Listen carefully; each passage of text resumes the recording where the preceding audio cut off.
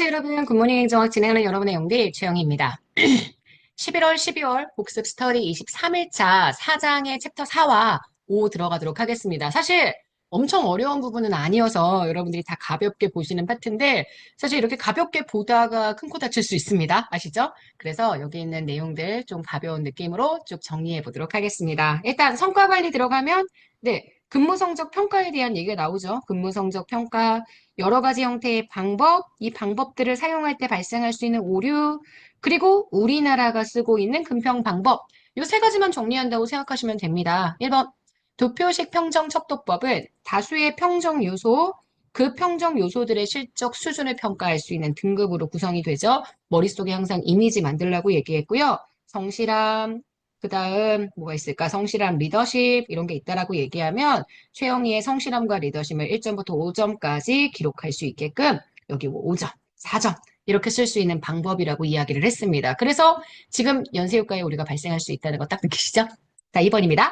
강제 배분법은 보통 도표식 평정척도법 사용할 때 여기에 이 비율, 요거를 정해놓는 방법으로 사용이 된다라고 얘기를 했습니다. 상대평가의 방식이다. 제가 이렇게 말씀을 드렸었죠. 자, 이렇게 볼게요. 3번입니다. 서열법 중에 대인비교법이란 방법. 서열법은 사람과 사람을 비교해서 서열을 설정하는 방식인데 대인비교법은 표준인물 하나를 선정하고 그 다음 그 사람을 중심으로 비교하는 방법이고요. 그 다음 맨투맨 비교법이라고 하면 사람과 사람 사이의 비교를 통해 누가 더 잘하는지를 보는 거라고 이야기를 했었습니다. 3번. 그래서 이렇게 되고요. 연쇄효과를 우리를 해결하기 위해서 제일 좋은 방법은 각 평정 요소별 모든 피평정자를 순차적으로 평정하거나 그러니까 최영이, 김철수 여러 사람이 있으면 그 사람의 한 요소를 평가하는 방법이라고 얘기했죠. 또는 유사한 평정 요소들을 멀리 떨어지게 만들어서 요소별 배열 순서에 유의하면 됩니다. 규칙적 오류는 어떤 평정자가 다른 평정자보다 언제나 좋은 점수 또는 나쁜 점수를 주게 되면서 나타나게 되는 오류이다 라고 얘기할 수 있고요. 규칙적 오류의 반대가 그래서 총계적 오류죠. 불규칙적으로 좋은 점수, 나쁜 점수가 반복되는 것. 그 다음 대비오차라고 되어 있죠. 평정자가 평정 대상자를 다른 대상자와 비교하기 때문에 발생하는 오류는 대비오차입니다. 여기까지가 근무성적 평가의 방법과 오류에 대한 내용들인데 기본서에 있는 내용들 그래도 한번 참고해서 꼭 읽어봐 주셔야 됩니다.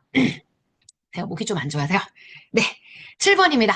성과 계약 등의 평가. 우리나라는 4급 이상 공무원에 대해서 적용을 하고요. 5급 이하 공무원에 대해서는 도표식 평정 속도하고 있는 거 알고 계시죠?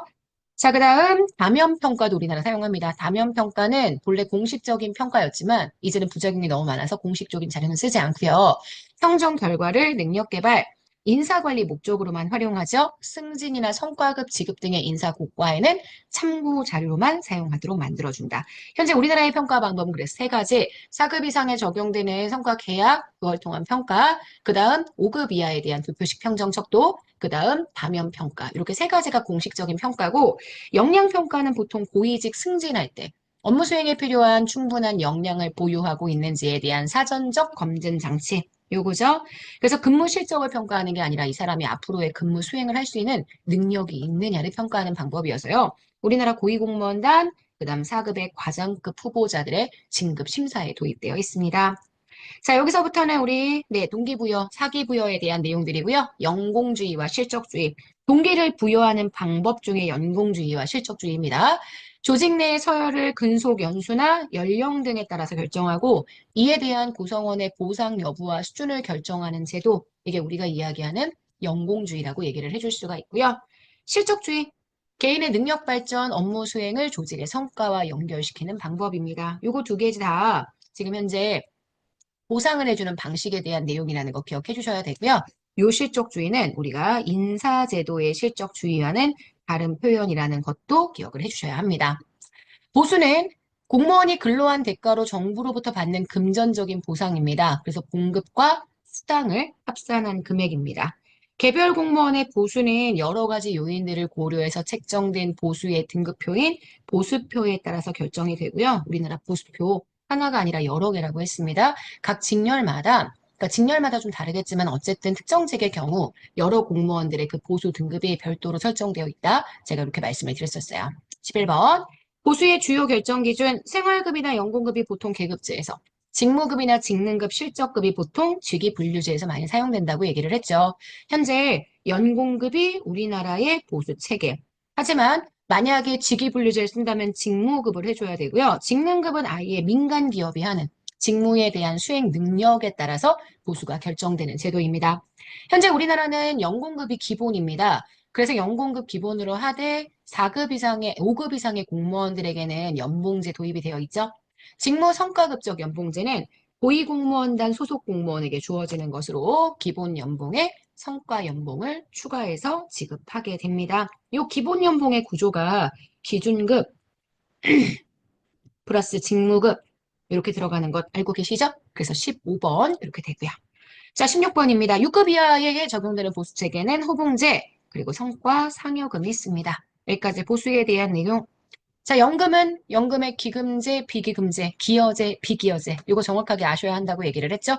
연금 조성 방법 중에 기금제는 기금을 미리 마련하고 그 기금, 그리고 기금을 다른 곳에 투자해서 거기서 나타나게 되는 투자 수익으로 재원을 충당하는 방법이다. 이렇게 보실 수 있고요. 공무원 연금은 인사혁신처가 관리를 하고 공무원 연금공단에서 연금 기금을 통해 운영합니다. 요거 행안부 이렇게 생각하시면 안 됩니다. 기재부 행안부 안 돼요. 연금에 대한 관리는 공무원 연금공단입니다. 아니, 죄송해요. 연금은 인사혁신처 관리입니다. 연금공단을 통해서 운영하는 거고요. 자, 그 다음 공무원 진단 단체 활동. 공무원 노동조합에 가입하게 될 수 있는 공무원은 일반직, 별정직 이렇게 가입이 되고요. 특정직 공무원 중에서는 외모, 그 다음 소방, 그 다음 교원을 제외한 교원은 별도의 교원노조 있다고 얘기했습니다. 교육공무원이고요. 공무원 노조를 설립하려면 고용노동부 장관에게 그 설립 신고서를 제출해야 합니다. 제가 여기 선지에서 다루진 않았지만 공무원 직장 협의회도 같이 봐주셔야 합니다. 제가 문제풀이 진행하면서 계속 공무원 직장 협의회도 함께 보셔야 된다라고 얘기했습니다. 자, 그럼 여기에 관련된 문제 좀 풀어볼게요. 1번입니다. 근무 성적 평가 과정에서 나타날 수 있는 오류. 국내 최고의 대학을 졸업했기 때문에 일을 잘할 거야. 그것 때문에 피평정자에게 높은 근무 성적 평정 등급을 부여하는 건 선입견에 의한 오류입니다. 어떤 평정자가 다른 평정자보다 언제나 좋은 점수 또는 나쁜 점수를 준다. 이거는 규칙적인 오류죠. 평가자가 일관성 있는 평정 기준을 갖지 못해서 나타나는 불규칙적인 오류는 관대하라고 얘기하지 않고요. 총계적 오류라고 얘기하죠. 규칙적 오류의 반대입니다. 근무 대상 기간 초기 업적에 영향을 크게 받는 첫머리 효과, 최근 실적 중심으로 평가하는 막바지 효과가 나타나는 것인데 타나나는 것이라고 되어 있네요. 나타나는 것, 요거는 시간적 오류가 맞습니다. 문제의 정답은 3번입니다. 자, 2번입니다. 공무원 보수에 대한 설명으로 옳지 않는 것. 직능급은 직무의 난이도와 책임, 직무 자체에 대해서 보수를 주는 건 여러분 직무급이죠? 이건 직능급 아닙니다. 직능급은 직무를 수행하는 능력에 따라서 지급되는 보수입니다. 실적급, 성과급은 개인이나 집단의 근무 실적을 보수로 연결시킨 거고요. 생활급은 생계비를 기준으로 하는 보수입니다. 공무원과 그 가족의 기본적인 생활을 보장하기 위한 거고요. 연공급, 근속 연수에 따라서 인적 요소를 기준으로 하는 보수가 됩니다. 그래서 문제에 옳지 않은 내용은 1번 됩니다. 자, 여기까지 해서 우리는 오늘 성과 관리, 그 다음, 동기부여에 관련된 내용까지 정리를 했고요. 사실 여기 파트는 좀 가볍죠. 대신 우리가 내일 하게 되는 파트, 공직 윤리 관련된 파트가 조금 까다로운데, 이 윤리 관련된 건 제가 계속 법령을 통해서 여러분들이랑 같이 정리할 거니까, 여러분들이 여기서는 저랑 아침에 굿모닝 행정을 하는 동안에는 아주 가벼운 느낌으로 정리해 주시면 좋겠습니다. 여러분, 오늘 하루 정말 여러분 거고요. 네, 내일 아침에 만나도록 하겠습니다. 여러분, 안녕.